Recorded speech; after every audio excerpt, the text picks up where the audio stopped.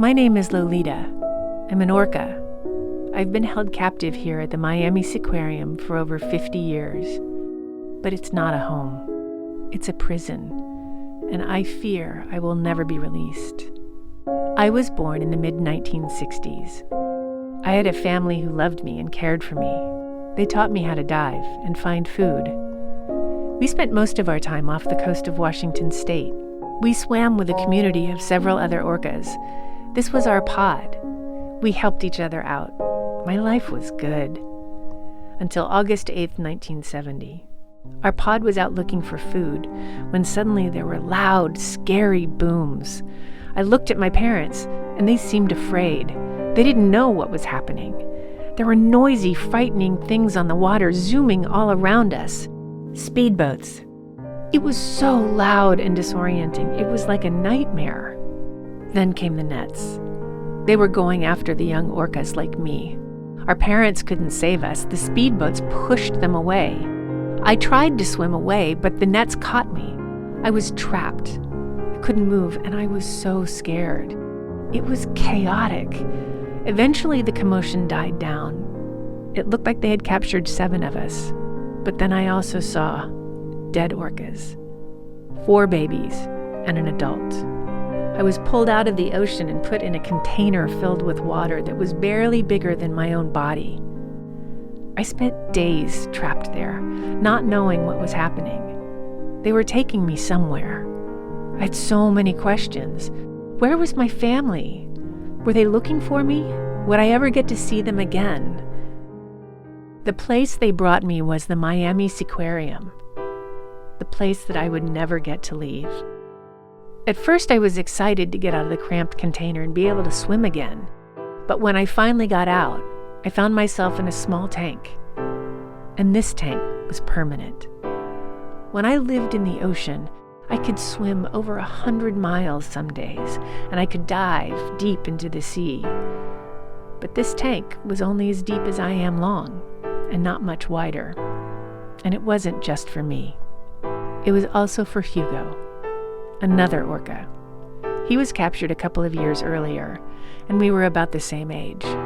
Even though he had been living there for 2 years, he was just as desperate as me to get out. He explained that I was brought here to perform tricks for humans. If we did the tricks they wanted, they would give us food.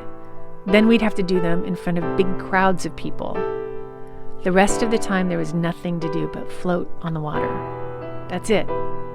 No long swims that we craved. No diving. Nothing. Hugo got frustrated a lot. But mostly he was really sad and depressed. And that was a feeling I would become very familiar with. From then on, it was pretty much the way he described. Jumping into the air, balancing trainers on my back, and bouncing beach balls against my nose. I had to do it even though I didn't want to. If I felt sick, tired, scared, sad, I still had to do the tricks. But I always had Hugo. He was suffering too. The captivity was wearing him down. He would bash his head against the wall. The days were bleak, but at least Hugo and I were together. I would try to comfort him when he was feeling down. The trainers wanted us to have babies so that they could amuse even more people. We tried, but it never happened. After 10 years of being together, the pain and stress of captivity became too much for Hugo. He rammed his head into the wall until it killed him. Hugo was the only friend I had in this world, and he was gone. That was 1980, and I haven't had any kind of companionship since. In fact, I haven't gotten to see any other orcas. The Seaquarium brought in dolphins to take his place. The dolphins are going through the same hardship I am, but we aren't able to connect in the same way. We're just too different. And our differences cause them to hurt me sometimes. Real wounds.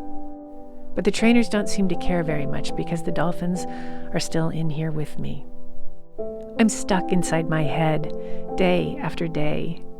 I daydream about getting to see my family again, being back in the ocean with my pod, swimming 100 miles in a single day, and diving into the depths of the ocean.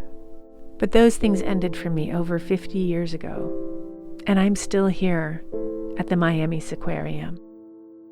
Please don't go to marine parks. If you do, you're supporting the greedy people who have kept me here my entire life. I still dream that someday I'll get to leave, but until then, I can only hope that others won't have to endure the same fate as me. Thank you for watching.